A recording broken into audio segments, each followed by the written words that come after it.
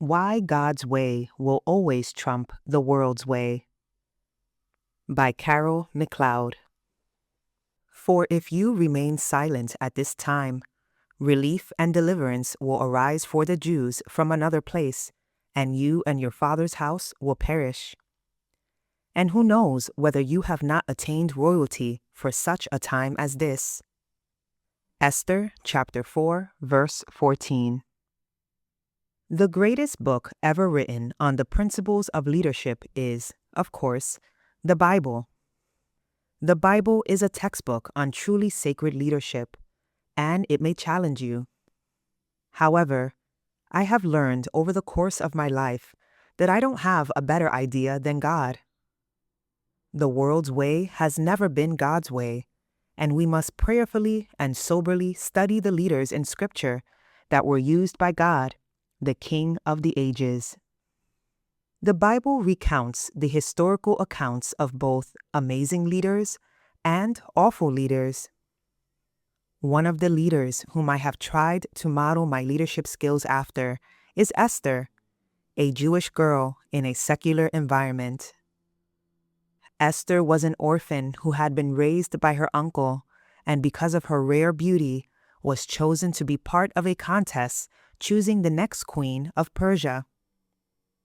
Esther, as you likely know, won this contest and would serve as queen for the rest of her life. The amazing aspect of Esther's leadership style is that she continued to listen to those in authority over her, even after she had been proclaimed the most stunning beauty in the land. Although she had been given the royal scepter, she never became arrogant, pretentious, or haughty, but continued to take the advice of her uncle, a common man. Even when we have been granted a position of leadership, we must remember that God has placed us there by His power. We must never assume the persona of a know-it-all, but must listen to the advice of others. Leaders who follow the biblical example of Esther know the value of surrounding themselves with others who live with a pervasive wisdom. The most compelling leaders willingly submit to authority figures who will guide them and offer prudent counsel. Esther had a teachable spirit and adhered to the advice of her uncle time after time.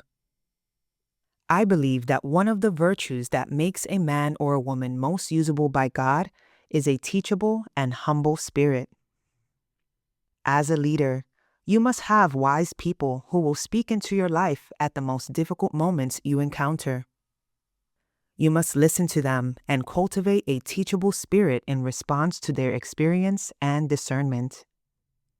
My friend, you are not called to be a good leader according to the world's definition of leadership. You are not permitted to promote yourself, lord it over others, or pontificate your opinions. You are called to be like Esther, a humble and submissive leader to those that God placed in her life. Who is the most admirable leader you know? Why? Perhaps you should tell them of your respect and esteem for them. Have you ever been mistreated by a leader? How did that impact your life? Have you forgiven this person? Make a list of 3 to 5 character traits that you believe a leader must exhibit.